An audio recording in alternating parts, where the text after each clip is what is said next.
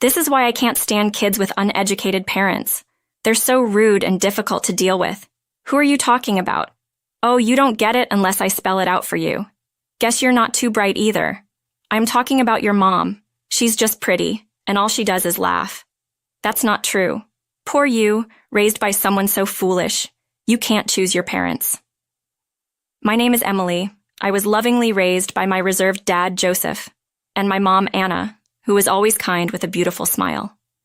Dad was often away for work, but I remember having lots of fun with him on his days off. Mom was always there for me, a calming and warm presence in my life. Every day spent with Mom was a comforting experience, a sanctuary for me. I love both my parents very much, and they love me too. Even someone as mild-mannered as me might get genuinely angry if someone disparaged my parents. I had a dream about marriage, marrying the person I love, combining two warm homes into one. How happy would that be? I'd always fantasize about it. Some might say it's nothing but a pipe dream, but I had that much confidence in my family. Richard, my current husband, respected my feelings. We met while working a part-time job. He was attending a prestigious university while I was just a high school student going to an ordinary school. We were casual friends at first, but gradually grew closer. I ended up going straight into the workforce after high school, while he was still a college student at the time. We were attracted to each other because we had different perspectives stemming from our different environments. About a year into dating, he proposed to me. Our families get along really well, so I'm sure we'll also make a great family. I was really hopeful hearing him say those things. We got married, believing in those words. I had imagined a happy married life, but life isn't always that easy, is it? Little did I know that this decision would throw my life into chaos. Emily, when are you planning on moving in with us? Make up your mind, please. What? Move in together before marriage? We lived together in my apartment and continued to do so after, since we had no kids. I figured we would keep living there, but it seemed that wasn't good enough for my mother-in-law, Rebecca. You're married to my son now. That means living together. Isn't that obvious? Is it? Richard never mentioned anything. You can't figure this out without your husband telling you? Use your brain a bit. I'm sorry. I'll discuss it with Richard and let you know. Just like that, my newlywed life turned into living with my in-laws. I didn't mind living together, but there were some things that bothered me. What is this? Cleaning? Unbelievable. How can you be so lazy? Did I do something wrong? I tried to be as thorough as possible. I had swept and wiped the floors, even used tape to pick up small dust particles.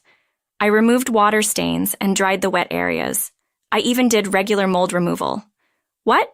Can't you see the ashtray is full of ash? That's from David, who just smoked. I can't handle every instant. Home should be a relaxing place, and you leave a dirty ashtray. It's because you don't respect me that things are like this. I can't believe you're so inconsiderate. It was my father-in-law, David, who was smoking, filling up the ashtray that I had just cleaned.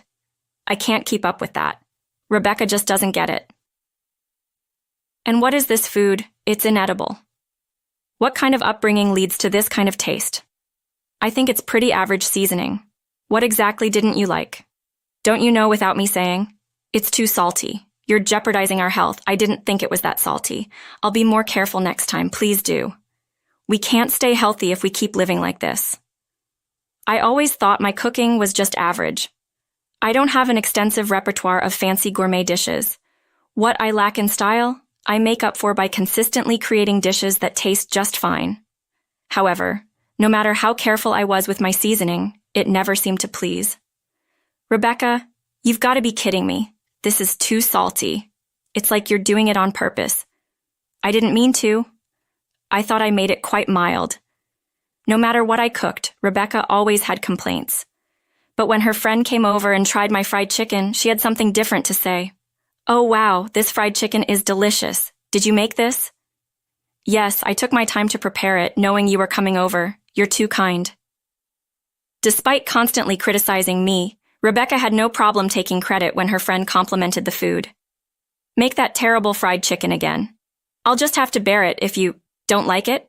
I can just buy something from the store. Didn't I tell you to make it? At least this way you can recognize your own shortcomings. Rebecca would make me cook fried chicken.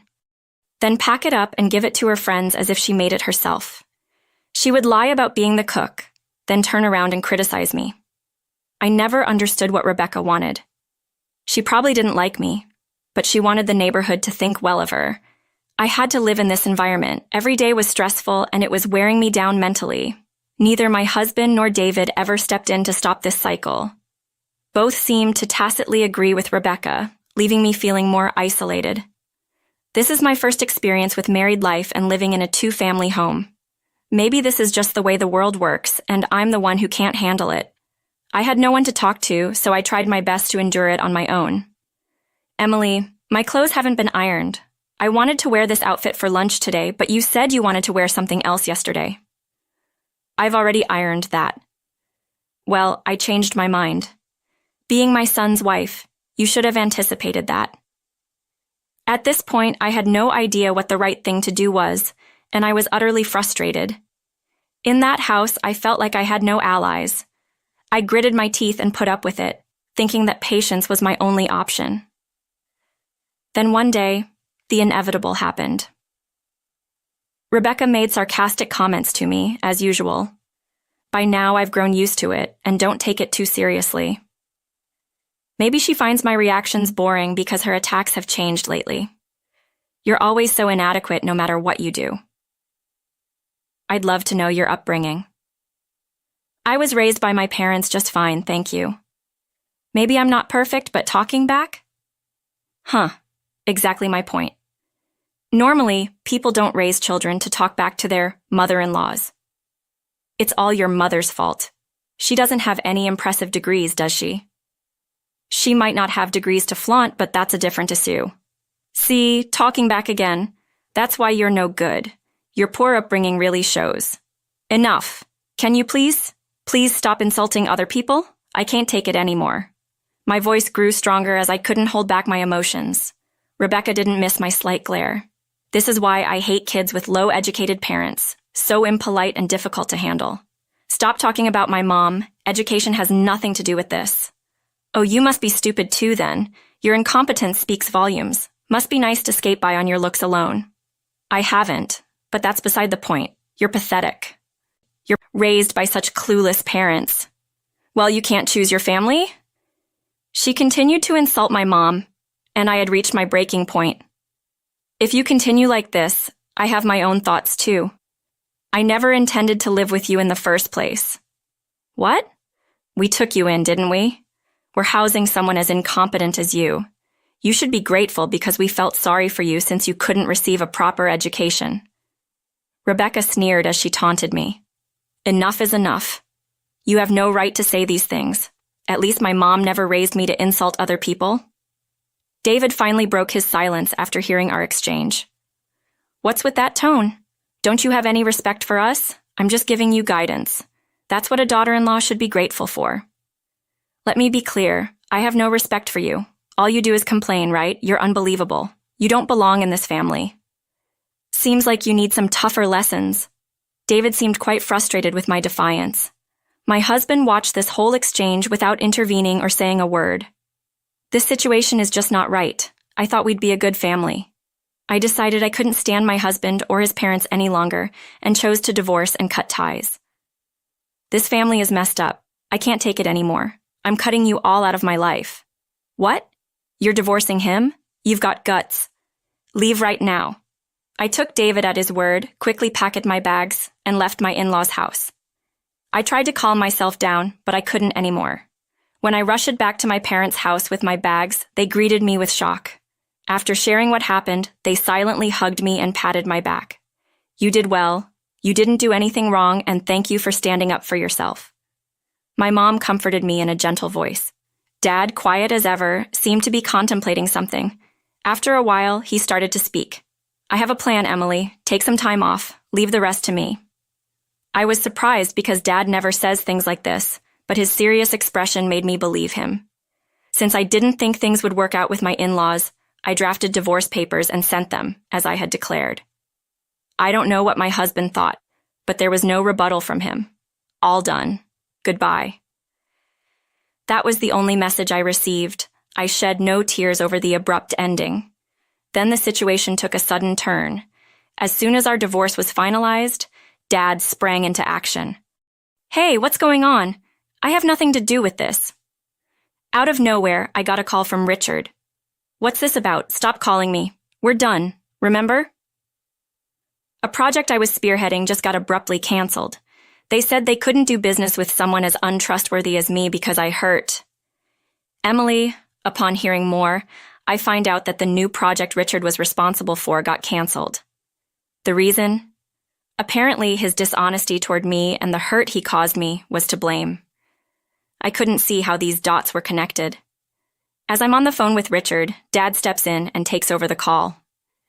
"Is this Richard? I'm the one who canceled the deal. I don't think you're someone I can do reputable business with." "What?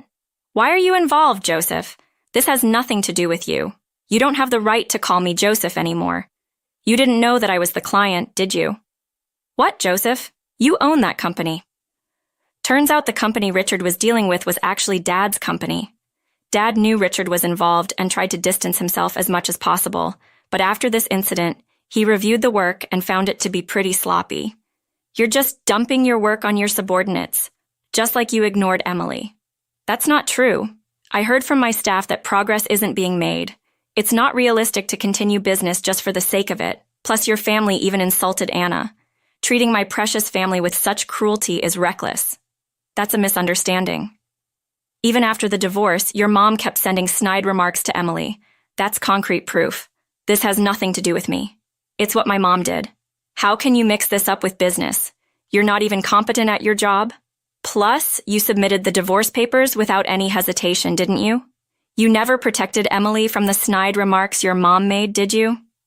Dad calmly corners Richard with these points. "I might have considered working together if your only issue was incompetence. But I've lost all trust in you and your family. I don't care what your company thinks of me. I won't do business with you. This is unfair. Personal matters are affecting a fair business deal. If you have complaints, go through the company. From now on, I will only communicate with a company representative." With that, Dad hung up the phone. Continuing from where we left off, things took a turn for Richard and his family. Richard's project got officially scrapped. Though he tried to protest the decision, the company reprimanded him for his laziness. Not only did this put a stop to his career progression, but news of his irresponsible behavior spread. The end result? He was transferred to a remote location. Even though he was in sales, he found himself doing nothing but manual labor at a small rural office. Basically, a demotion. Rebecca and her family showed up at our house, tears in their eyes, offering apologies. But Dad was having none of that. "You've disrespected our family enough. I'm the head of this household, and my job is to protect my family. As far as I'm concerned, what happens to you, who are no longer family to us, is none of our business." Rebecca got pretty emotional, crying and shouting so loudly that the neighbors could hear. "Richard got demoted because of you. What are you going to do about it? If you cared about Richard, perhaps you should have instilled better values. Maybe you should have raised him to be an adult who can protect his own wife." We told them to never contact us again and forcibly showed them to the door. After that, Rebecca stormed into Richard's company to lobby for better treatment for her son. That didn't go over well either. It became a notorious incident within the company, and Richard felt so uncomfortable at his new post that he ended up quitting. Looks like Rebecca's recklessness cost him his job. As for me, I'm taking some time to recover, both physically and emotionally, at my parents' home. I couldn't find it in me to make it work with Richard and his family, especially after they insulted my beloved mom. For now, I'm totally over the idea of marriage. Instead, I want to focus on showing gratitude to my parents and strengthening our